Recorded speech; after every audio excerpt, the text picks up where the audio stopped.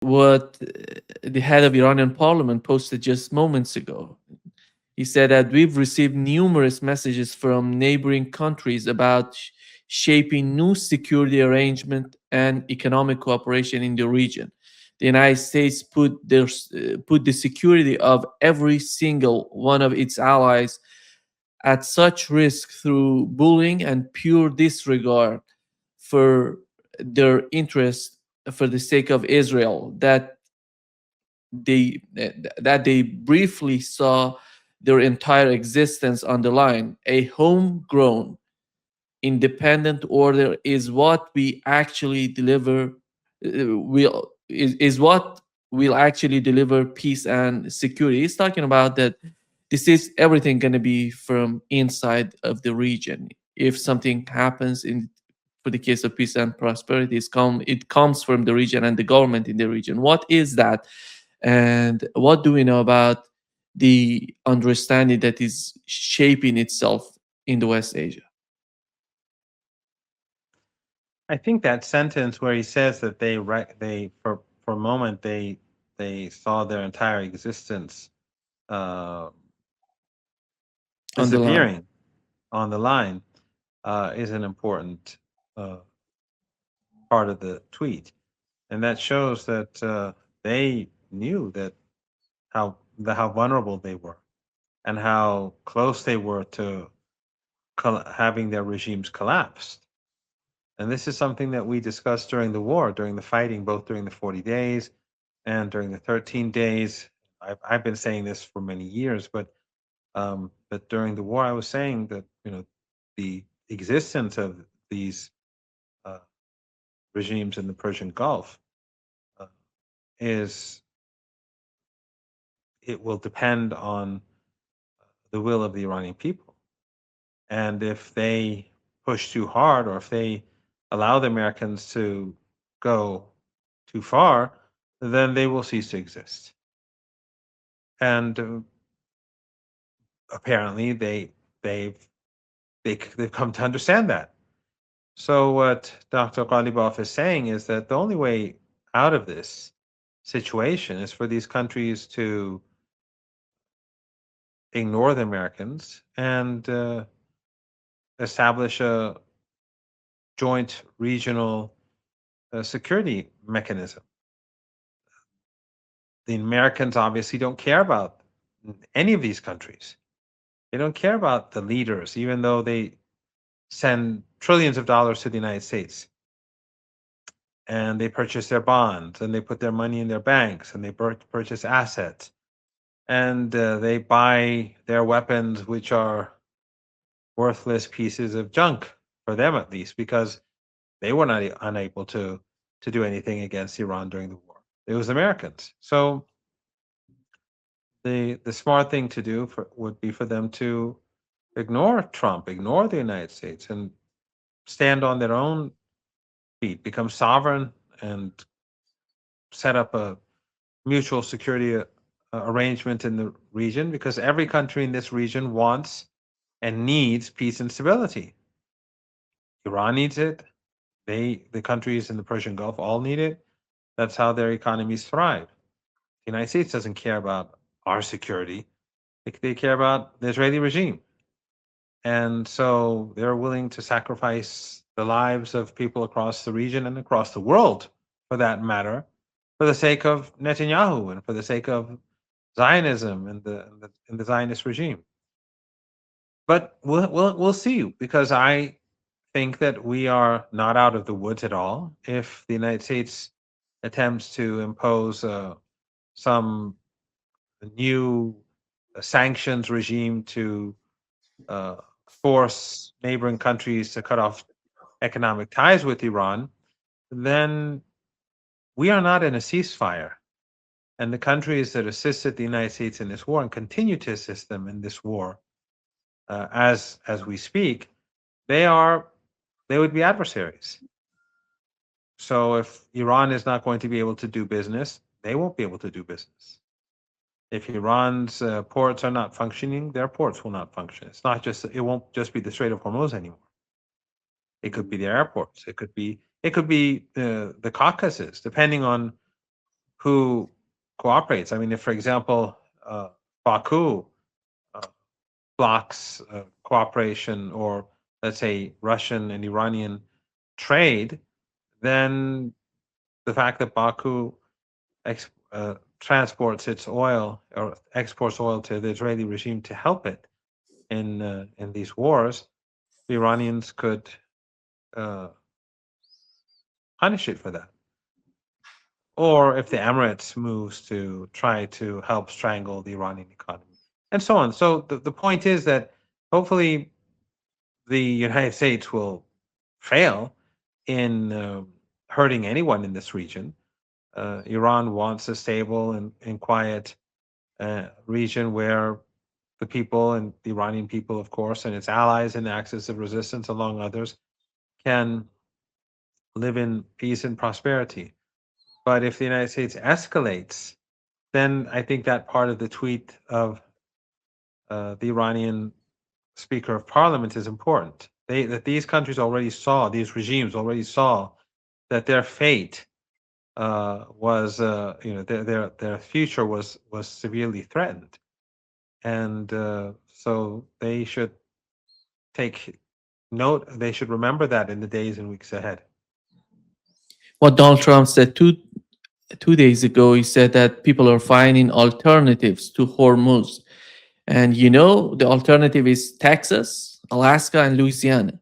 Who's going to be happy with this answer, this alternative? Are these GCC countries going to be happy with that? He Uh, doesn't care. He doesn't care about them. I mean, that's also part of Dr. Ghalibaf's tweet. Trump doesn't care about these countries. The Americans don't care about these countries. I mean, the political elite. They only care for them as long as they're milking them, and as long as these regimes pursue the interests of the Israeli regime. That's how it's always been. None of them have done anything that harms U.S. or Israeli regime interests in the last few decades. None of them. I mean, Qatar sometimes pretends to do otherwise, but Qatar is the same as everyone else. Al Jazeera is just a TV channel that that helps. It's sort of like controlled opposition. I mean, there are good people in Al Jazeera, no doubt, but it's controlled opposition. And if the Americans wanted it to be shut down, they'd shut it down today. So Qatar, the Saudis, the Emiratis, they may not like each other, but they all obey the United States. But Trump has pushed them in a direction which has put their entire future at risk, and he'll do that for the sake of the Israeli regime. And they've figured that out. The problem is, will they do anything? The question is, will they do anything about it? They know that they're not important. They know that they have no significance uh, to the United States, except for the fact that the United States benefits from them. But in any case, they would never, uh, the United States would never sacrifice the Israeli regime for them. So throughout this war and the fighting, we saw that the United States was using air defense capabilities to protect Israel, not these countries. These countries were on the front line of the U.S. war against Iran.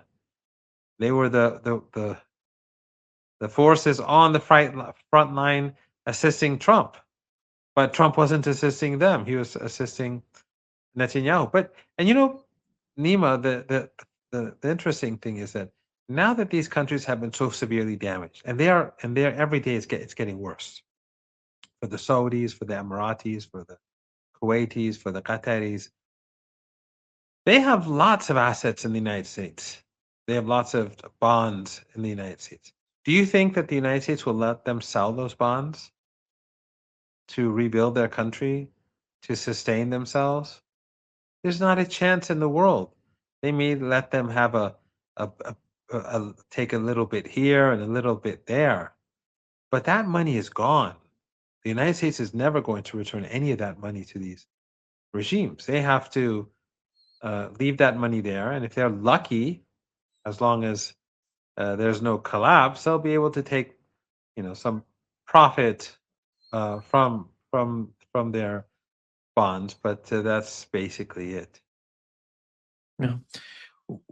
We know that Donald Trump wants to, not Donald Trump himself, but Scott Bessent, JD Vance, they're all talking about putting tremendous economic pressure on Iran, which is not something so strange as something new for the Iranian economy. You know the history of that. But do you think what is the difference between this time around and what it was before? I don't know what they plan. Obviously, you're correct. This is not new for the Iranian economy, and Iran has lived with maximum pressure sanctions for many years. The Europeans and the Americans and their allies, they've tried to strangle the Iranian people for decades, which says more than enough about what these regimes are really all about. They are brutal and barbaric. I've always said that the most inhumane regimes on this planet are Western regimes. The most barbaric, the most backward, uh, the most vicious. When once you've survived chemical attacks, you that y- like many in Iran, you have a better understanding what these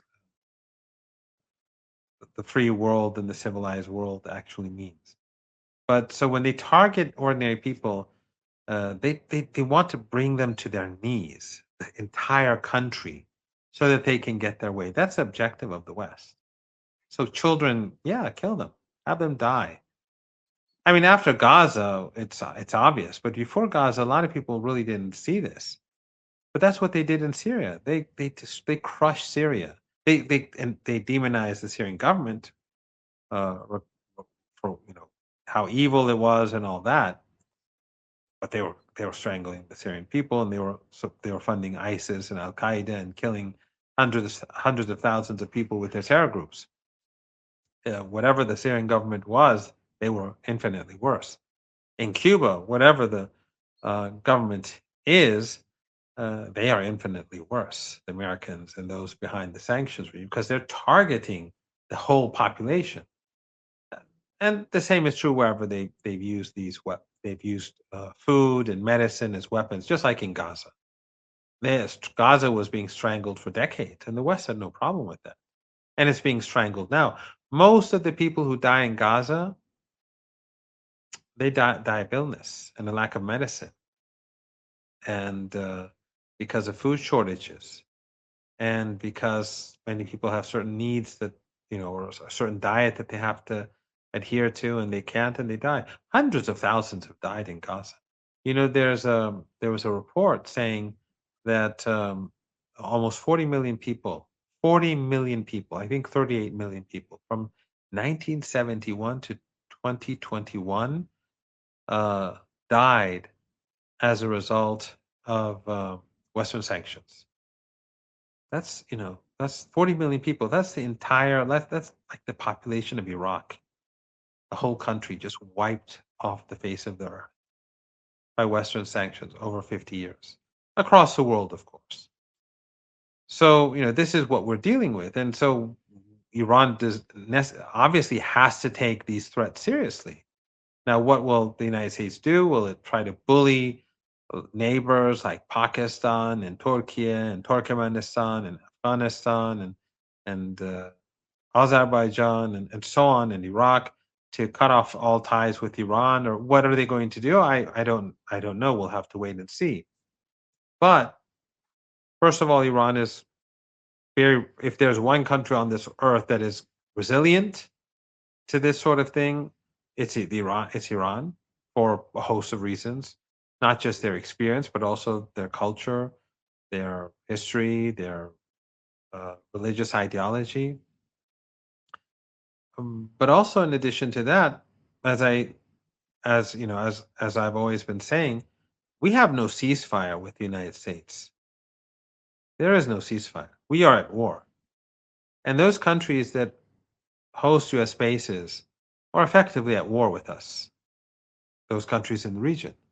The same countries that Dr. Ghalibaf is addressing and saying, let's bring an end to this. If they don't bring an end to this, then they will suffer the consequences too. If we are not allowed to uh, bring in food for our children, these regimes won't be allowed to use their ports. They won't be able, Iran could shut down the airports. Everything is possible. So if they will not be able to assist the United States in strangling Iran, because the only way that the United States can or attempt to strangle Iran is through these neighbors. China is not going to abide by this.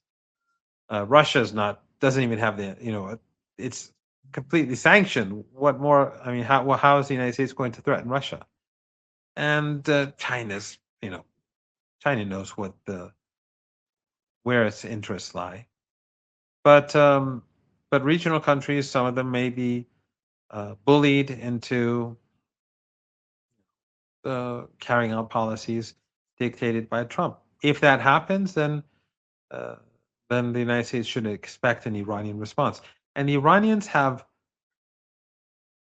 an eye on the U.S. midterm elections.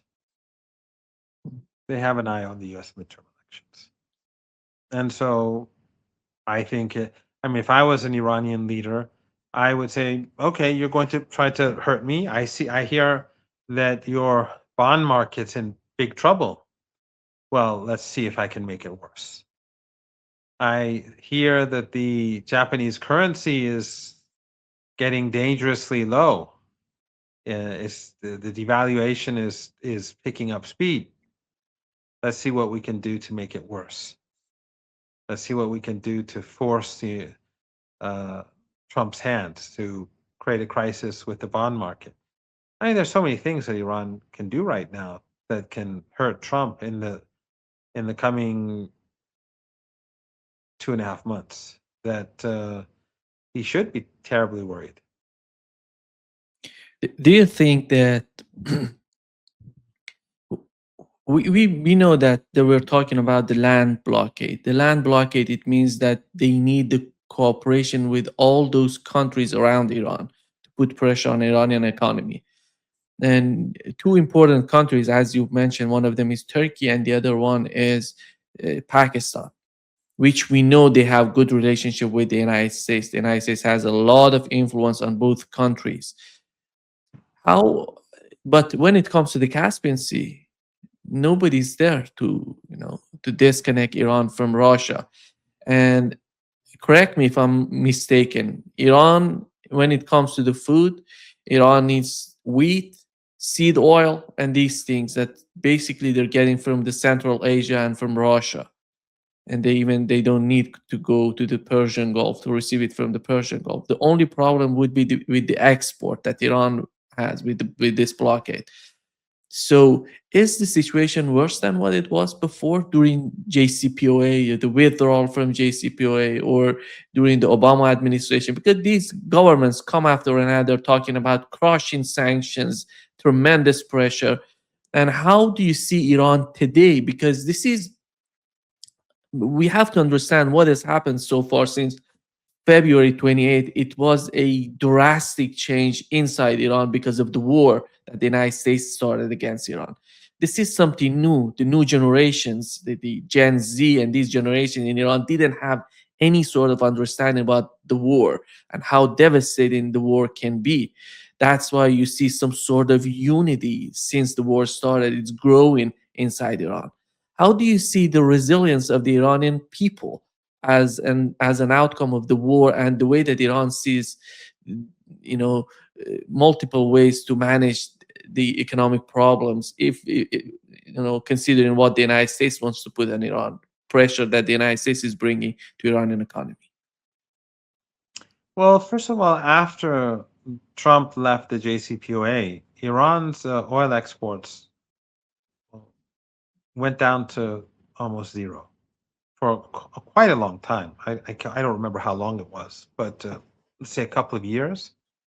Yeah. So At least, yeah. at least, yeah. So Iran has survived without exporting oil, and Iran does have oil as we speak on the high seas because before the war, Iran had a lot of oil that it couldn't easily sell, and it was in tankers.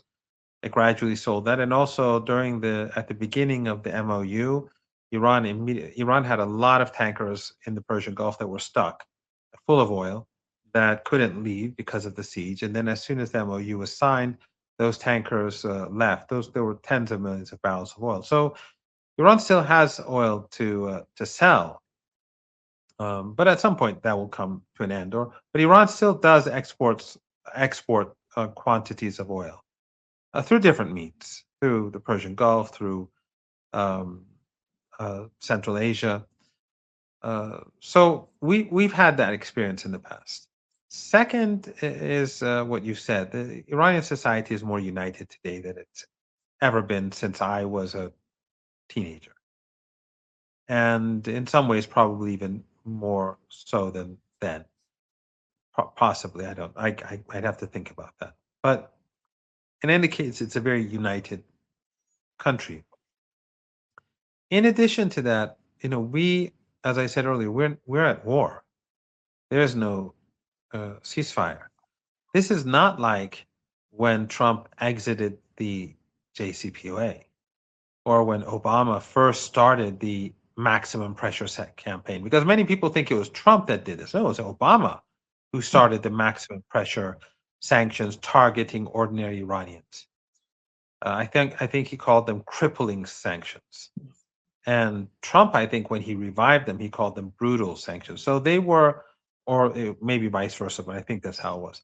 But so they were trying to cripple ordinary Iranians, try to brutalize ordinary Iranians. And of course, the entire West was with them. No one, expressed outrage in the West about this sort of behavior, just like with Cuba, just like with Venezuela, just like with Syria, just like with Iraq. Remember when they imposed the sanctions on Iraq, and at one point, after it was said that 500,000 children had died, and then they asked Madeleine Albright, and she infamously said that we think it was, yes, we think it was worth it. That's how the West behaves. That's who they are. They have they have no morality, zero. They pretend that they're civilized, but they're far from it. They're the least civilized. When you go by a Western embassy anywhere in the world, the people inside, they are uncivilized. They're the uncivilized ones. They're more uncivilized than anyone else because they represent this behavior. They represent this madness, this evilness. And of course, when you look at the Epstein files and you look at, when you look at Gaza, it becomes much more clear, all these things. You get a better grasp of uh, how what how these people are. In the past, I sometimes people from Western embassies in Iran would want to see me, and I'd sometimes let them come and visit me on campus or elsewhere. But for the last couple of years, I just said I don't want to see any of them. It's just they're beyond. It's not. They're not worth my time. So this is what we're dealing with. I digress. Sorry, but in any case, um, so Iran has suffered hardship in the past, and now Iran, though, it's different because we are at war. And so back then, when the Americans imposed sanctions, there wasn't much we could do about it except for struggle to survive. But now we have a coalition that is fighting against us. That coalition is on the other side of the Persian Gulf, a part of them. It's the Israeli regime, it's Jordan, it's these regimes. There are others too, but these are the ones who allowed U.S. bases to be used against us.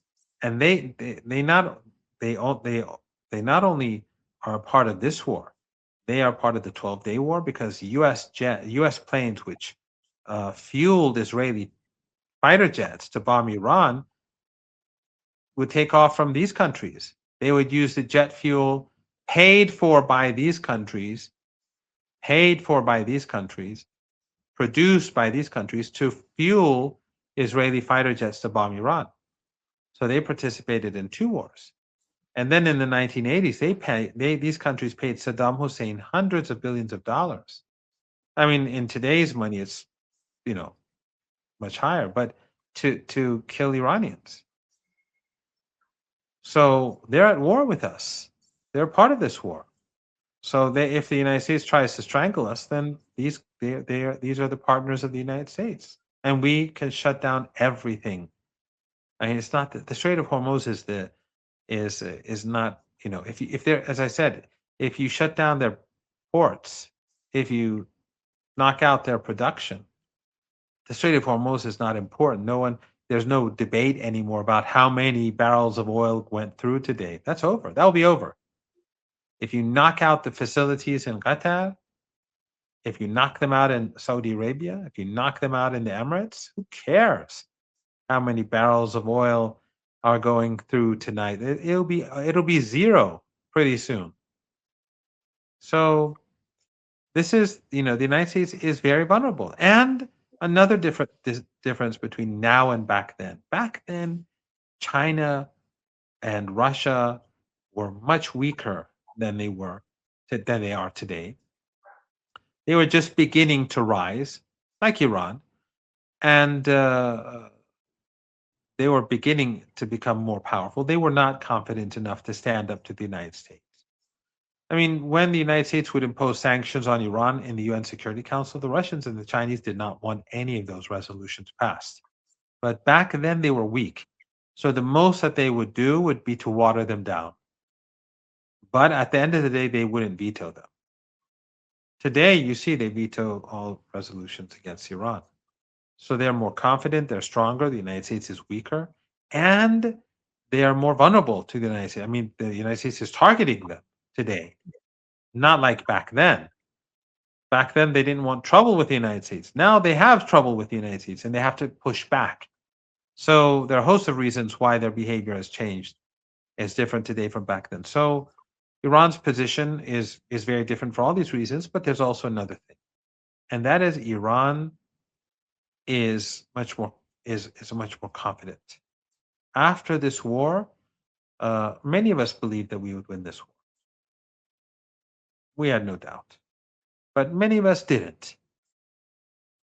And now, those who didn't, those who thought we would collapse or we were vulnerable, who were very fearful, have a newfound confidence. And that is going to have a huge impact on the future of the confrontation.